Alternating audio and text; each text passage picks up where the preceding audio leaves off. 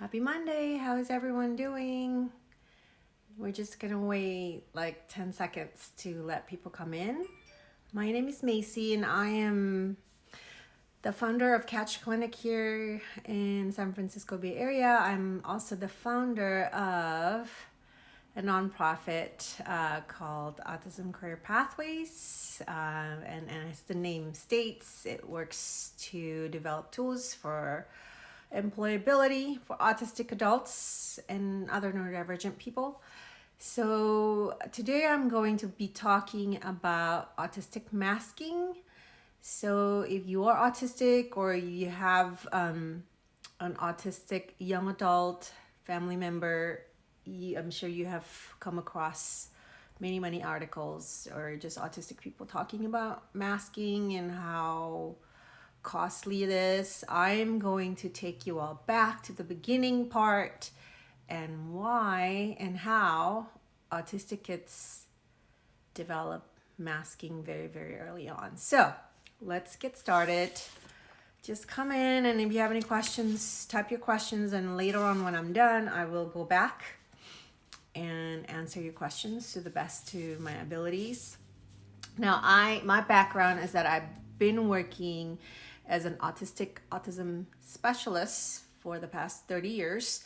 So I am very well versed in behavioral intervention because that's how I got into the field, actually working with kids at UCLA, and became a full-time behaviorist and running one of the biggest behavioral clinic here, I think globally. It's called Center for Autism and Related Disorders.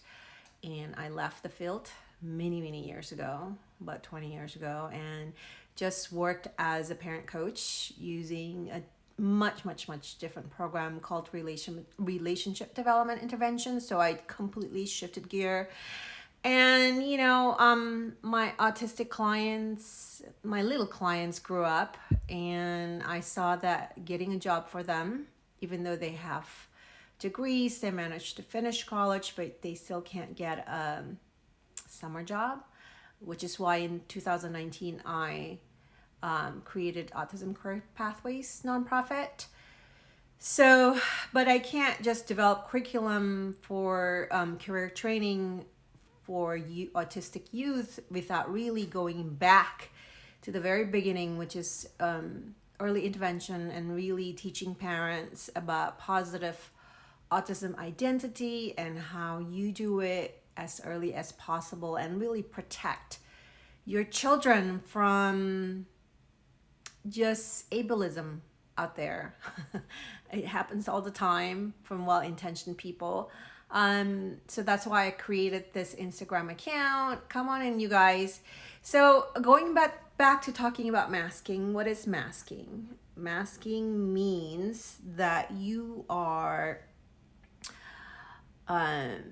pretending to be someone else, and why it's very costly to someone's mental health. It's because when you live in a world with neurotypical expectations when it comes to standards for performance in school, at work, it's the standards are not created for your brain, for your neurotype, right? So that's why you, in order to be successful at all different phases of your lives, you have to mask. Now, you guys might think, well, everybody knows how to pretend. That's how we get a job. That's why we do this and that. Yes, but you choose to put on those masks. You choose to alter your persona to be able to fit a particular situation. And you're conscious about it, and you're able to do what is appropriate and what is expected, even though it's not really, maybe you don't believe in what you say, or you have to dress in a certain way, but you consciously choose to do that because you are able to learn from past experiences, and you're able to link what you have to do now, do the to the past based on your past experiences, and also you're able to plan for the future. Planning for the future and being able to anticipate and prepare. That's what masking is all about for neurotypical people. You choose to do that. Okay. Now, for autistic kids, I'm so sorry about the phone ringing in the background. So I'm just saying hi to everyone. Come on in. Okay. Now, for autistic children, it's very, very different. Autistic children, they live in the moment. So your autistic children, your neurodivergent children, they have a different neurotype. They have a different engine. They have a different information processing system because they have sensory differences. Like me, I have sensory differences too, and that which affects my social preferences, which affects how I manage my schedule, which affects how I problem solve, and what I do for a living and so on, right? So for autistic children, they start their lives the same way as like other babies. And with children, they emulate adults around them. Like, so they watch mom and dad and they learn to do certain things. And for autistic kids, they are interest centered. So interest centered mean like some kids are very much in tune with the sounds, with all the sensory stimuli that's always around us, right? They're very much in tune of that.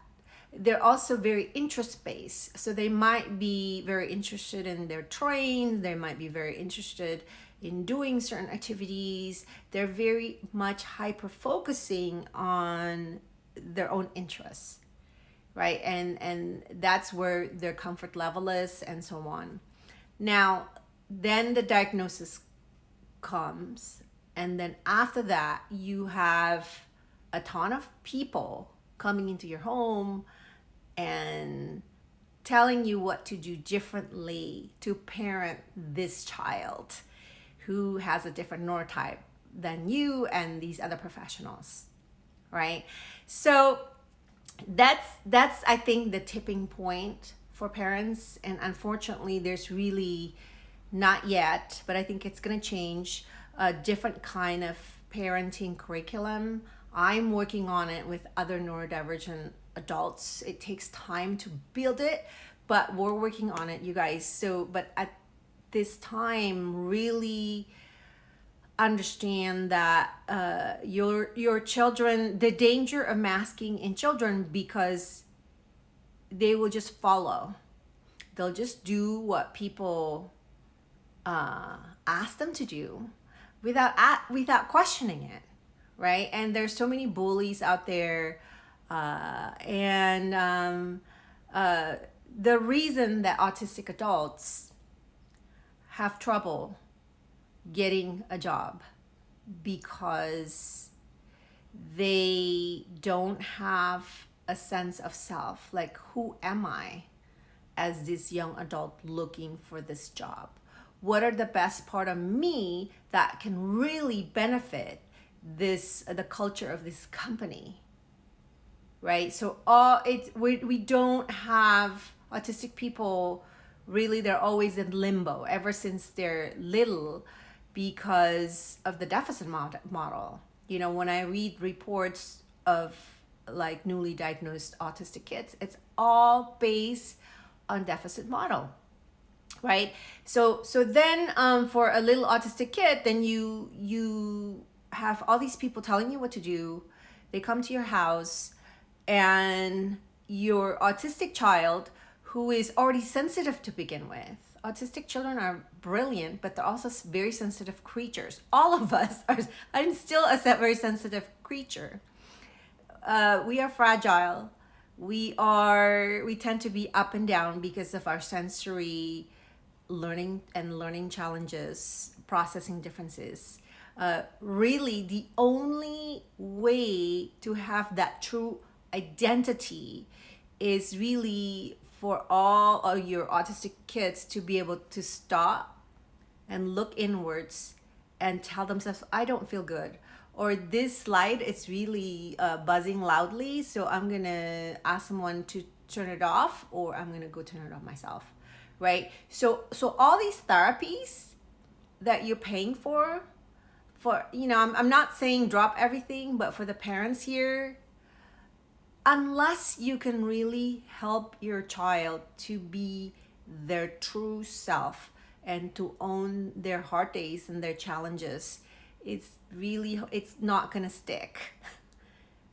Right? So unconscious masking in little kids, I think the beginning part of it's because your kids just don't know who they are. They're just little kids, right? So I think once in a while they're able to watch you. They're able, when they feel good, when things are slow, when you're doing fun activities that they're interested in, they'll take part in that. I know a lot of them are into screen and so on. That gives them self-regulation opportunities, which is fine.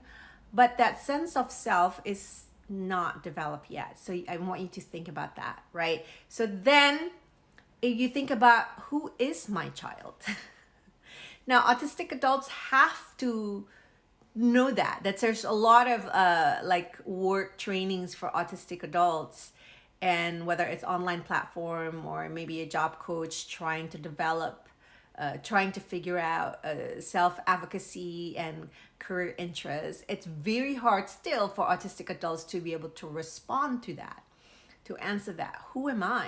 What is it that I like to do? What is important for me?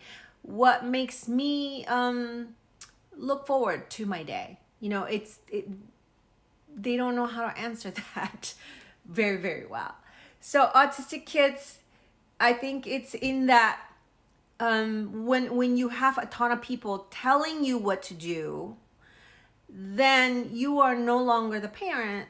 You also become a therapist, and all of these recommendations are based on changing this beautiful person into a different engine. It's not going to happen. At my age, my engine is still different.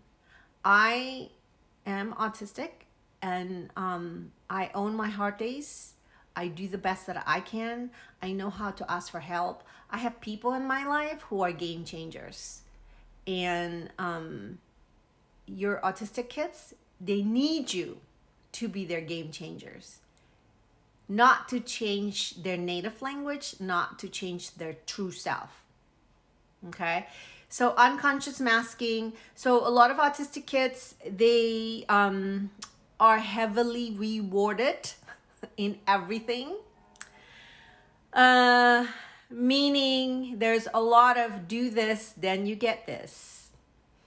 Or like do this for this long, then you get this. The simple pleasures that autistic kids can look forward to, it's all paired with performance, condition. If I do this, and not only that, if I do this correctly, then I will get this thing that I really, really love. And I won't get this thing that I really, really love unless I perform according to your standards. And teacher standards, therapist standards, parent standards, it's not coming from the understanding, the compassion, the accommodations and support for a mind that is built differently. Right? You see the disconnect there? You see why neurotypical standards, it's such a high bar, high mark for autistic children, because it's like it's in a different language. Let me just put it that way, right?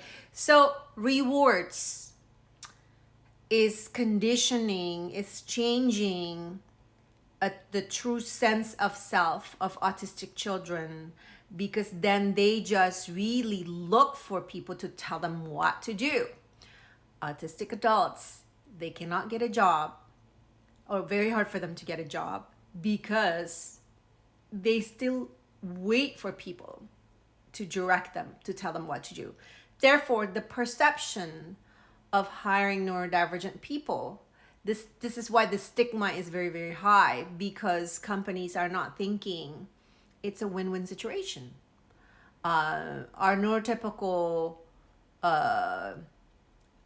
employees could benefit from hiring autistic employees, right? Because the perception is, if we hire people with ADHD, autistic people, it takes so much time for us to, because they need us to tell them what to do every single step, right?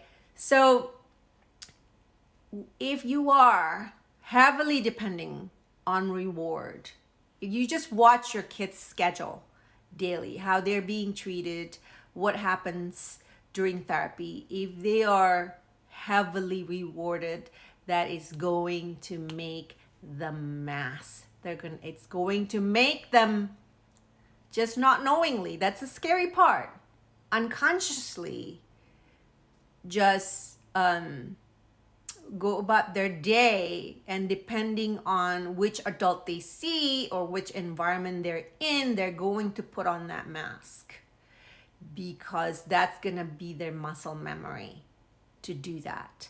I had a little client who I saw his parents over the weekend, and they decided not to continue therapy because this 3-year-old started going around like doing the gestures, like doing all this that was taught in therapy without context. And he started doing that just randomly throughout the day, and because that was his muscle memory. So that's a second reason why unconscious masking can develop very, very early in children. It's also a survival mode, you guys, meaning that autistic kids, they can't escape really. Now, some kids can throw a huge tantrum, hit you, and really push back. I think it's because they have a strong sense of, like, I don't like this. I don't like what I'm being made to do, so I'm gonna fight. Some kids, they just do it. They're very, very compliant. Compliant training is not good, right? So if somebody says, like, jump, your kid jumps, and then your kid will follow. It doesn't matter who asks, they will do it. This is why bullying, autistic people get taken advantage of, because it's prompt dependency and reliance to people telling them what to do, right? And then over time, they're gonna learn to use conscious masking, which I'm gonna talk about after this. So survival mode could be, your child knows, okay, I'm in therapy with this person. I'll just do the schedule that I'm asked to do. So if the person asks me a question, I'll just answer quickly so that person will stop, and then I get to see a different kind of picture. I want you to put yourself in their shoes, right? Is that pleasant to be treated like that? To have that routine that you don't even know, like, why do I have to look at these pictures again? And I do know also autistic kids who are minimally verbal that they actually purposely do not respond or do the opposite of what you're saying, because they just don't want to give it to you. They don't care about the scores. They don't care about all that. The scores, the data, that's only important to the adults, but not to little kids. But the side effect of that is that you're training kids to be someone that they're not, because there's reward involved, there's like the expectations, right? So it's a survival mode for them to just go through their day, so that they can go back to the car and sit in the car and stim, and they can go home and just decompress. It's a survival mode, right? And it's still a survival mode as they get older, because the world is not yet embracing neurodivergent differences. Okay, it's a survival mode to avoid punishments, to avoid, well, since you didn't get like the expected performance, you didn't do 8 out of 10, then you don't get this reward, right? So they just go through it to, they'll do it, but it's not meaningful to them because they want to get the reward, and they don't want to get into trouble, right? So I talk about it's being shaped by others. Okay, so stimming is very much part of this. So stimming behavior. So I didn't know any better 30 years ago. So I thought, well, if my client can sit down, that means it's easier for me to teach my client, right? So think about it. What are you asking autistic kids to do? If you're shaping their behavior to make your role, or for you to be able to perform your therapy better, then it's not for them, it's also for you. Autistic people do need to move, a lot of them, to be able to process better. I need to move in order for me to sit here to be able to do this. I already did my moving and all this, my preparation, because that's how I do it. It takes time to prepare yourself to be able to focus, right? So how are you going to teach your clients, your autistic loved ones, to own this process of preparing myself so I can do the best that I can with the person I care about? So that's the other thing.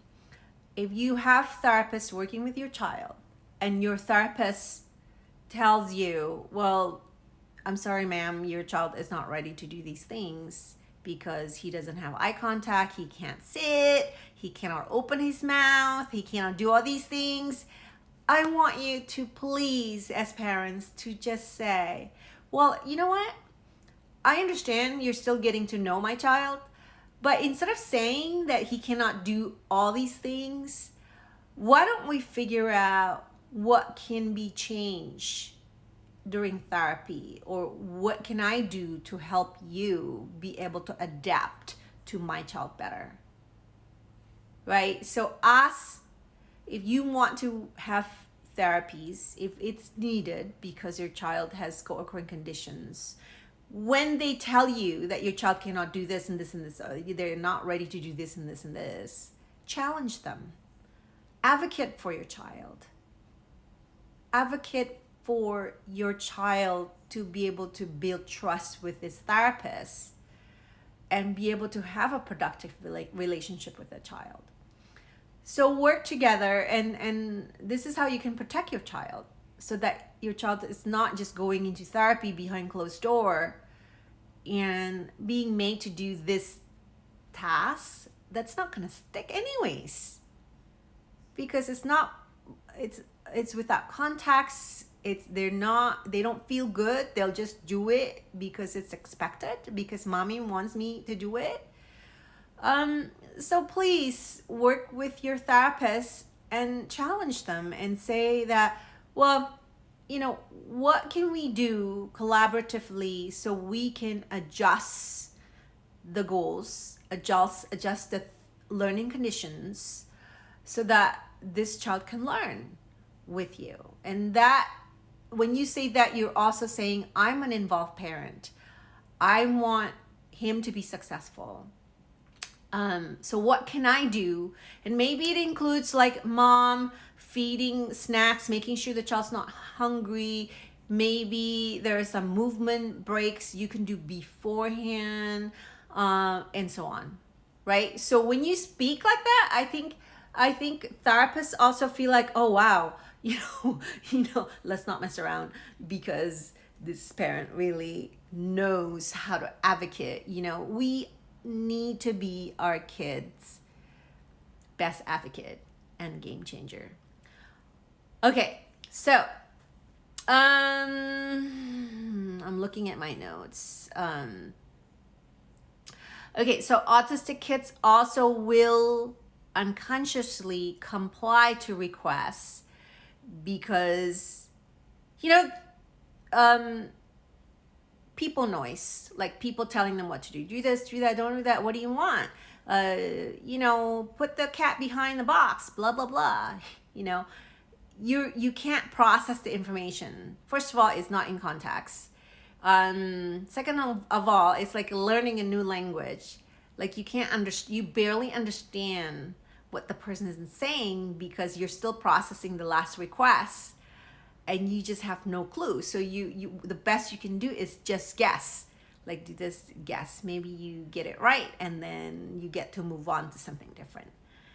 Right? So you just want people noise that doesn't make sense to you to stop. And then you're that this way you're just masking, pushing yourself to respond even though you don't understand why. You're just doing it so that the people noise will stop.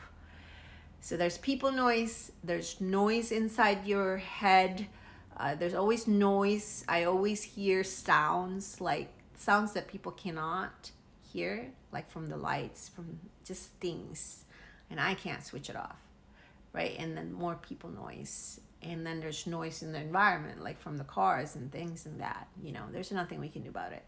So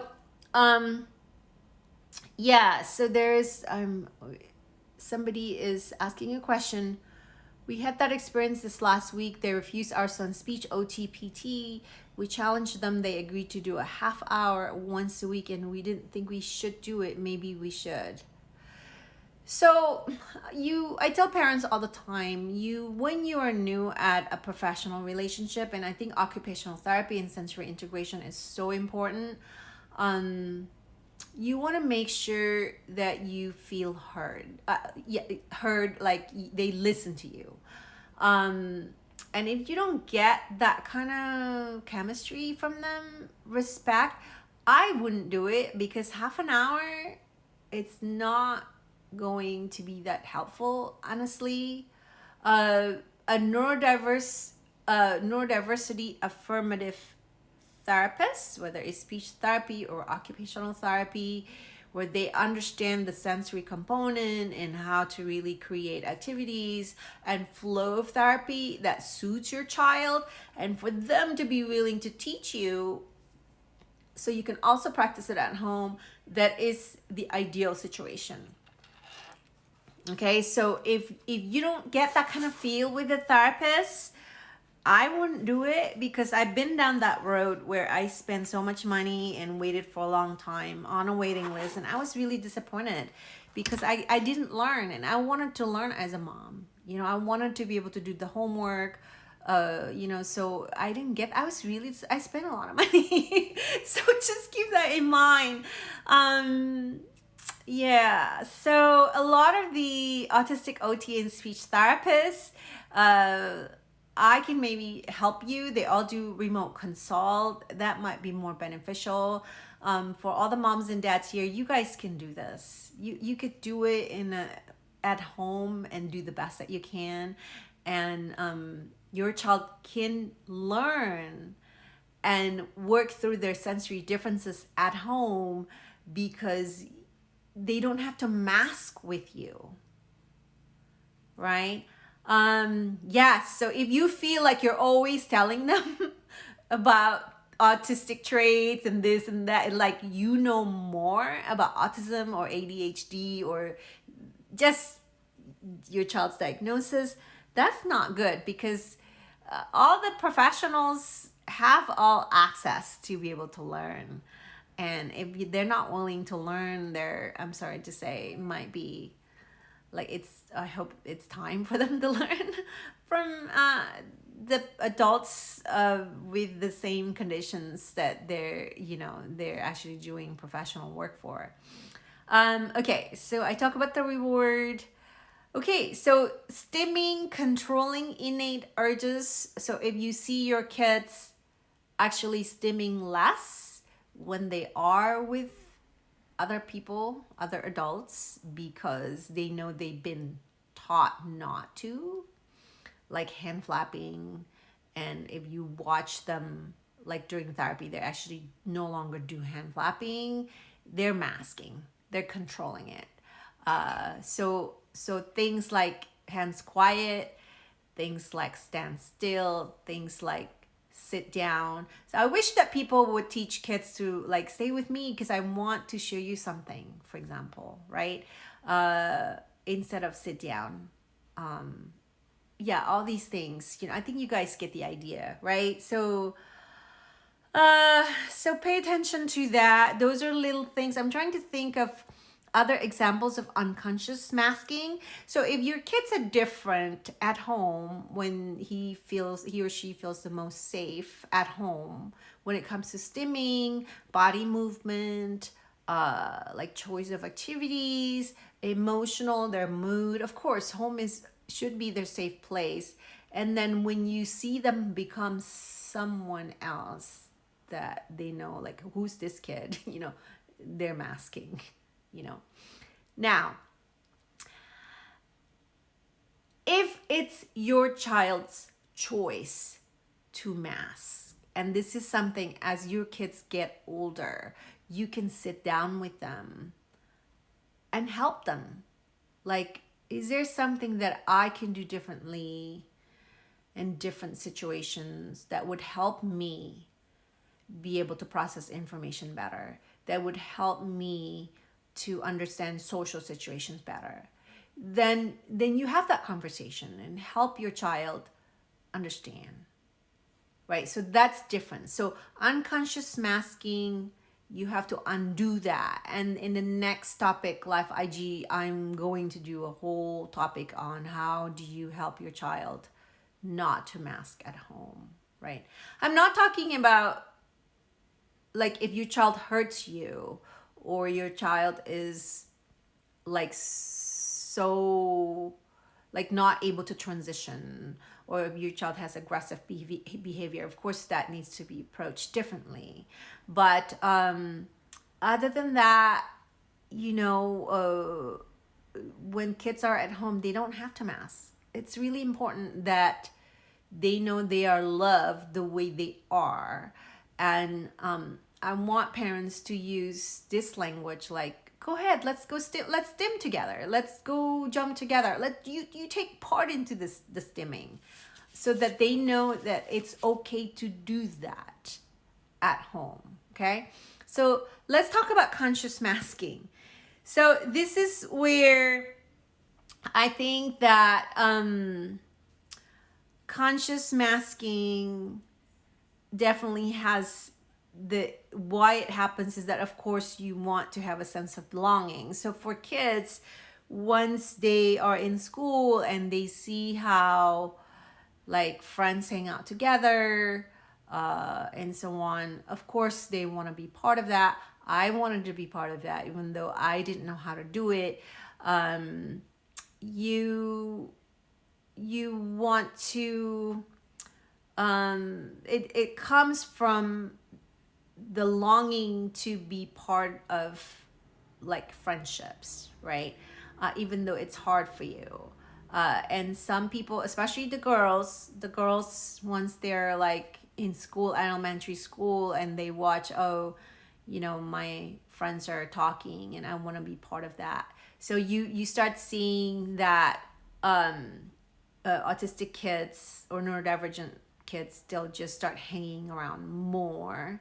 It's called assimilation, when autistic kids actually hang around more. So I guess in psychology we call this parallel play, where you see people and also adults to just hang around. You just listen.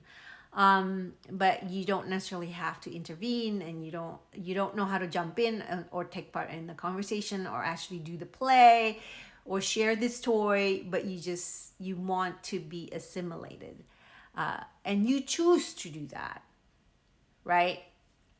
Um, there are other ways to consciously mask. Um, you can copy or mimic others. I did that a lot in elementary school. I was very good at choosing friends that I could pay attention to, and they allowed me to tag along. And I learned a lot from them. It really helped me understand emotions better and just how to speak up and so on. Um, I didn't know that I was doing that consciously, but now I know.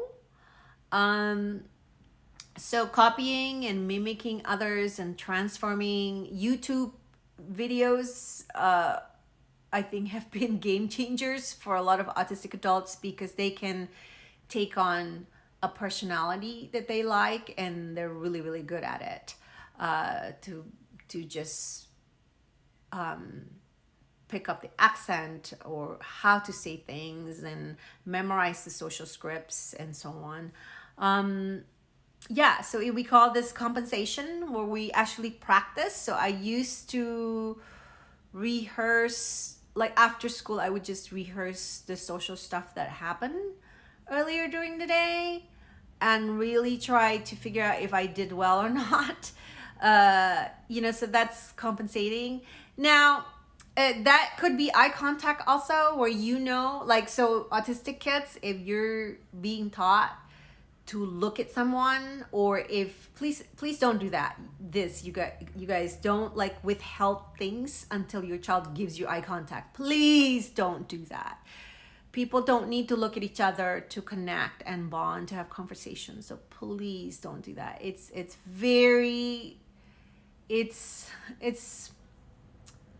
it hurts. Like, be if you're forcing an autistic person to look at the other person, that takes away from the ability to process the social information. So let's put it like that. So then all the information will come in pieces, but yeah, it's so eye contact cannot be forced. So please don't do that. Do not teach autistic kids to mask by using their eye contact. So facial expression is the same way. Conscious masking in this would be to practice in front of the mirror and so on. You know how to do this.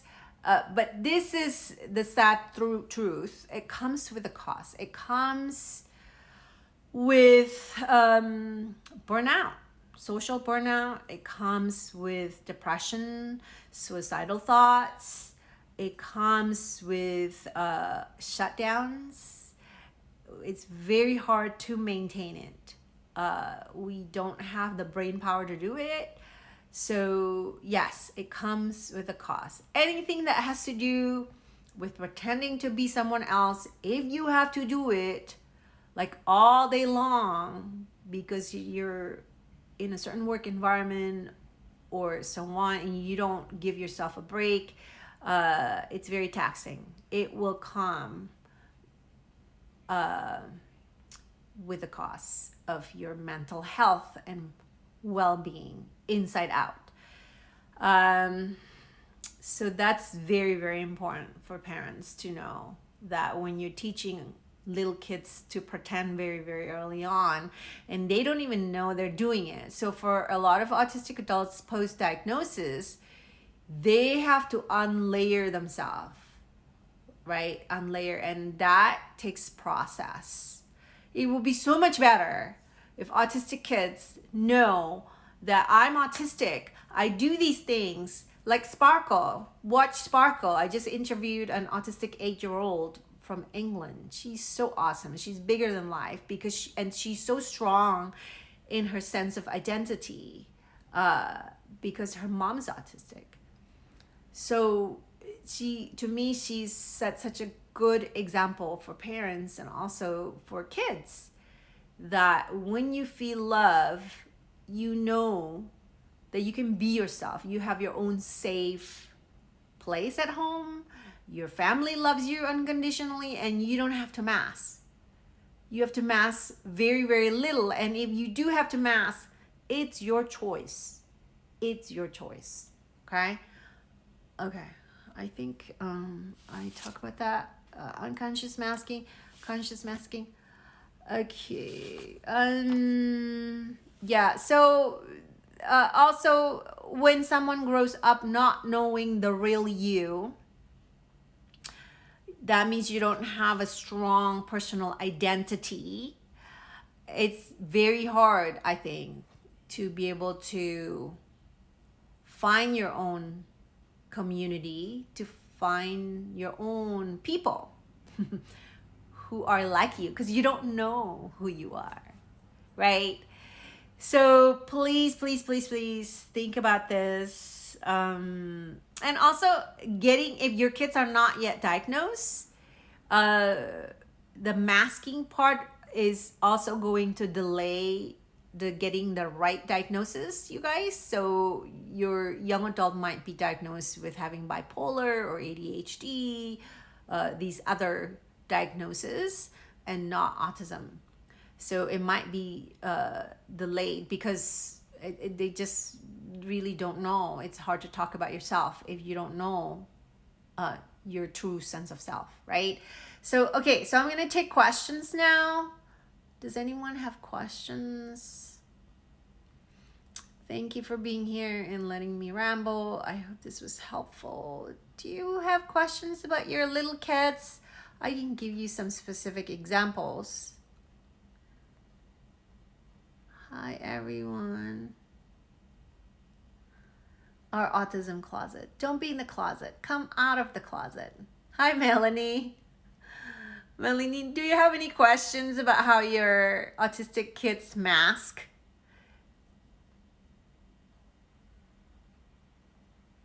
Yeah, as parents, we have to be our children's protector, I think.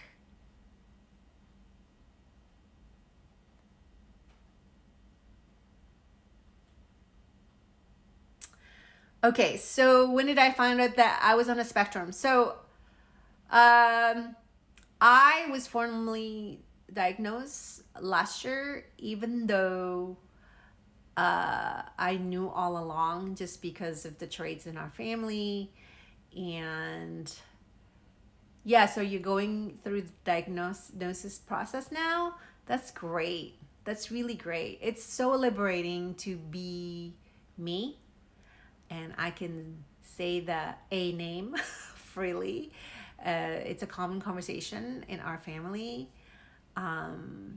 It's part of our family culture, and I find that my clients also, I told them about my diagnosis, and they're very protective of me as well. So I can just me and do my work in a way that's sensory friendly for me, and also schedule wise. So it's really, really helpful. My husband said that he knew I was autistic after 1 year of us dating, but I wasn't ready to hear it. It's so weird, right? When you're ready, you're not ready to hear it, then I guess maybe it doesn't cross your mind at all, and you're not ready to do it, to find the answer. I do have the stim. My stim always involves other people. I was one of those kids who like to smell people's hair, so a lot of it has to do with like sense of touch and smell. Those are my stims. And that's been consistent since I was a little girl. The sensory stuff, yeah, I get sensory overloaded a lot, and I could physically become ill.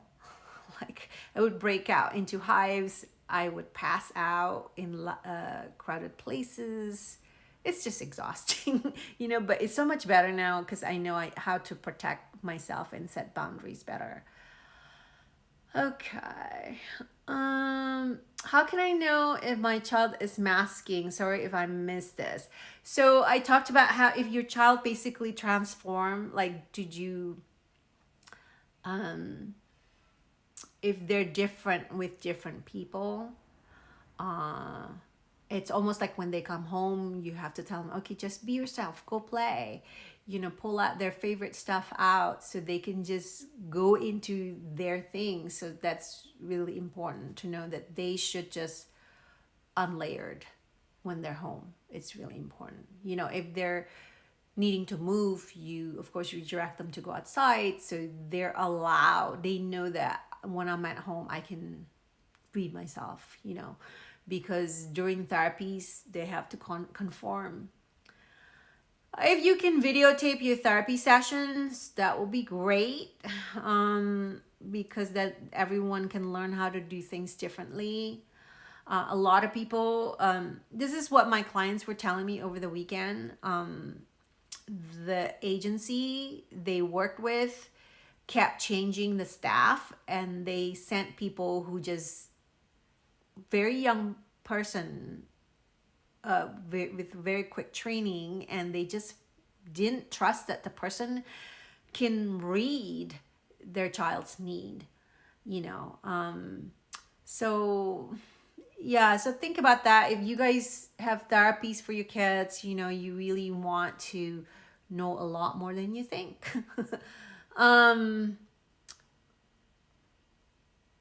Okay, so your daughter's 8. Okay.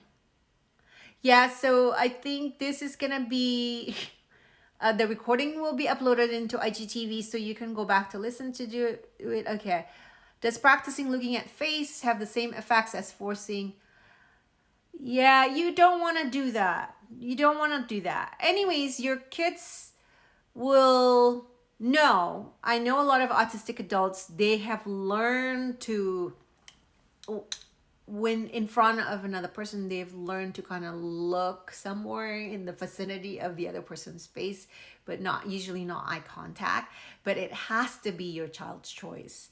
And actually, here's an interesting idea. If you tell everyone, we're not using bribing and rewards anymore, that's it, take everything away, that means your therapeutic support people team have to figure out how to bond and connect. And I think that should be number one request, you know, therapeutically, is do not use reward,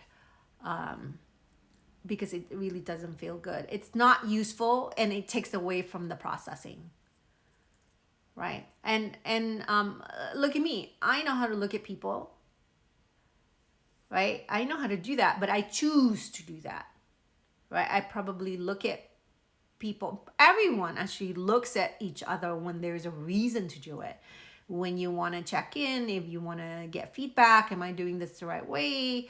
Or I want to see if you're understanding what I was talking about, and then you will look at the other person's face. All of that we already know how to do. When we feel safe with our communication partner, we'll just naturally use our eye gaze. But teaching kids to respond to look at me, look at my face, it's out of context. So I wouldn't do it at all. Let it develop naturally. Okay, so thank you for being here.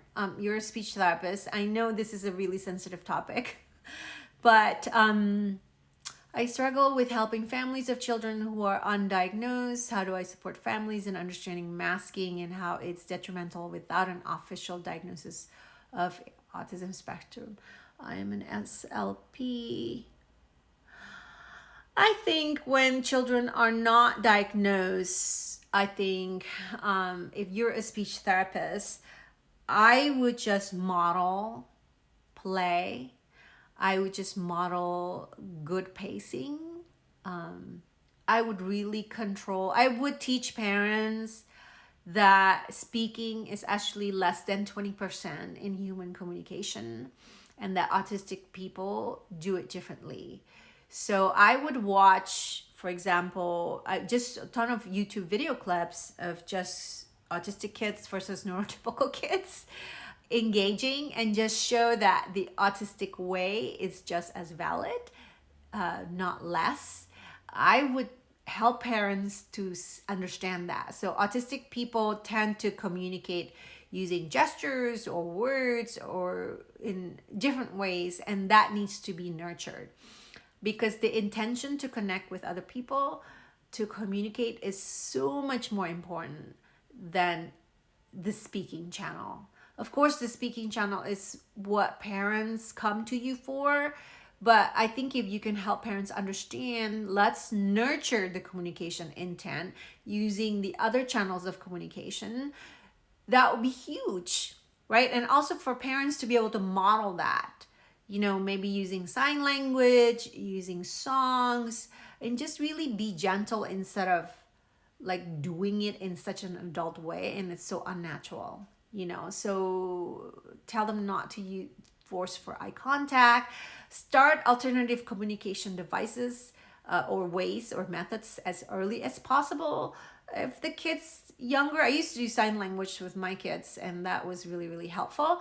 And some kids, they do, with parent training, the kids change so quickly. And of course, some kids still need a lot of help, meaning actually not the kids, but the parents need a lot of help. But I think as a speech therapist, you can really help them provide the right kind of support, the right kind of resources, and just modeling, how do you communicate with somebody who has a different channel of communication as you. Okay, I hope that's helpful. Okay. He's now 7. We haven't told him officially of his diagnosis, and we don't know when it's a good time to tell him. We want him to be proud of himself, but worry. Okay, so I think this is a really good question about disclosing your child's diagnosis. I think more important than using the word autism is to actually embrace the autistic traits as a family. So I think that's really, really important. And unmasking is very much part of that. There's no unmasking. Just be yourself at home.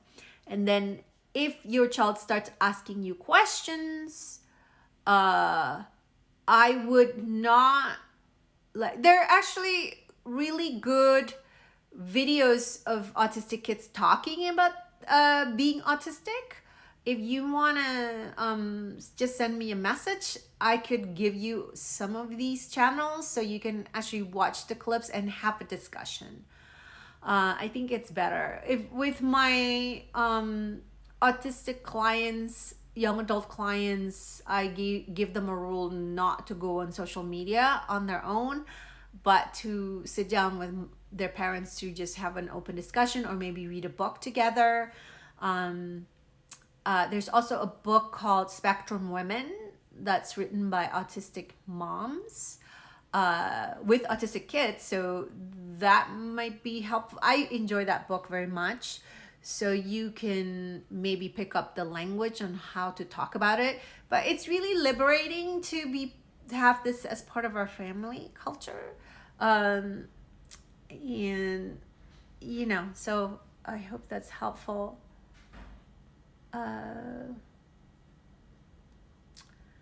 Yeah, unfortunately, having a sense that I'm a bit different, it's always in there, even if your kids are non-speaking.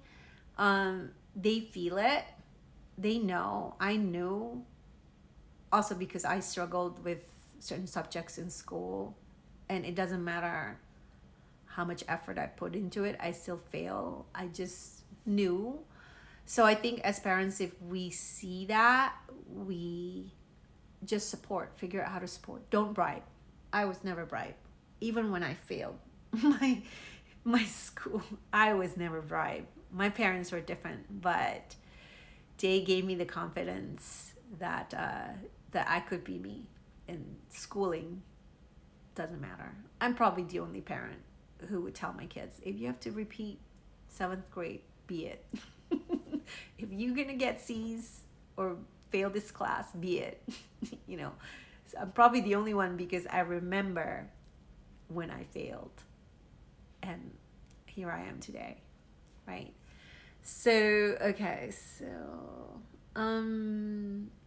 we have some. Yeah, there you go. It's nice to be able to do this as a family, right? Like everybody just do their thing and it's okay. And then you can teach respect. I have to do that as well to change myself because my autistic ways can be annoying to other people. So it's great to be able to learn how to make adjustments as a family. Yeah, AAC is my gym. Yeah, it's so sad that it's not always accepted. Yes. So I think it is scary for parents, because imagine if you're a parent, you're reading on social media, and then your in-laws are telling you, don't use AAC device, and because he will never speak and so on. I think, again, model it, model, show them. I think videotaping yourself when you're with your client, I actually do that, of course, with consent from the client and his or her, their parents, helps me so much to spotlight like engagement and modeling, and certainly using an AAC device that's so complex. So I think that's a tool you could do to help families to understand this is why it's so important to have an alternative ways.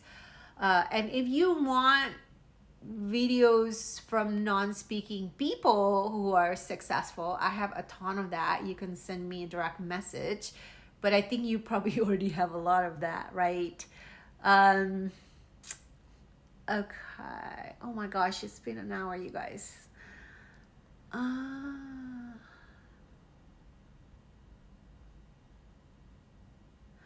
Yeah. If they're still non-speaking, it takes a lot more detective work to support them and figure it out. But I think he's gonna get there eventually. So for me, it's just what's important for our family is that we know our kids are on the right track, and they're eventually gonna get there in their own times. So that's how we just continue to figure out how to support and how to communicate,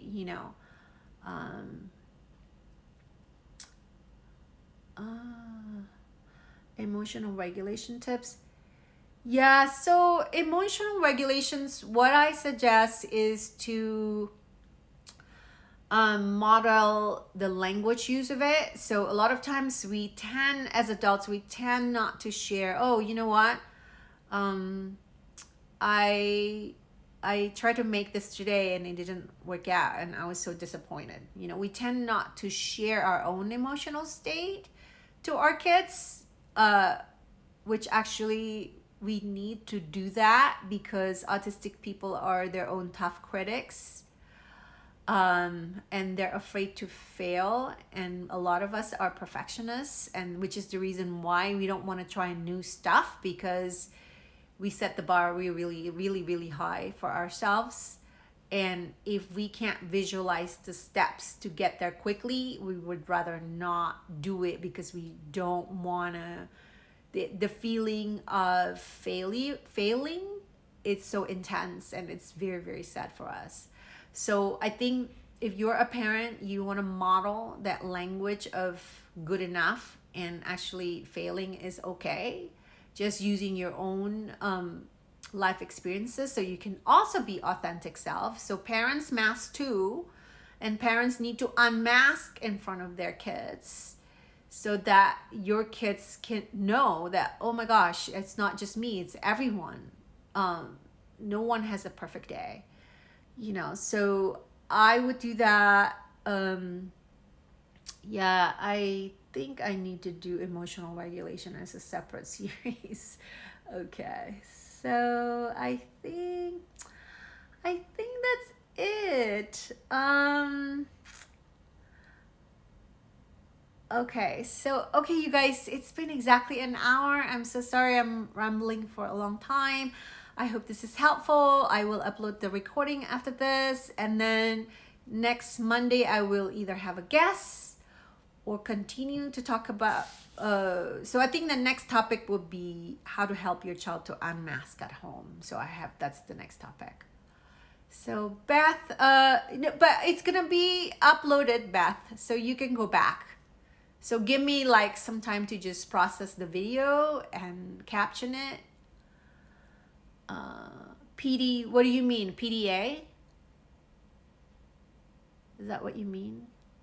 You're welcome. Thank you for being here, Reiko. PDA, autistics, right, right. Well, I think PDA kids, PDA people have a really, they just have a really good sense of other people. So they're strong in that. And in some ways, it's great, actually. Like, like, no, I don't want to do that, Of course, it makes parenting more challenging. Yeah, so I totally get it. Totally get it. Yeah, that's okay. That happens to me too. Yeah, so if your child has PDA, you follow Christy Forbes. She's the guru, PDA guru, and also Harry Thompson. Do you follow those two guys? They're awesome. I love Harry Thompson too. So make sure you follow him. You can send me a DM and I will give you the link. Yeah, that's tough. That's tough being a single parent. But you got this. You got this. All right, you guys, I'm going to stop here because it's so long. Thank you for hanging out with me and Harry. Yes. Yeah. Bye. See you guys next week. Bye.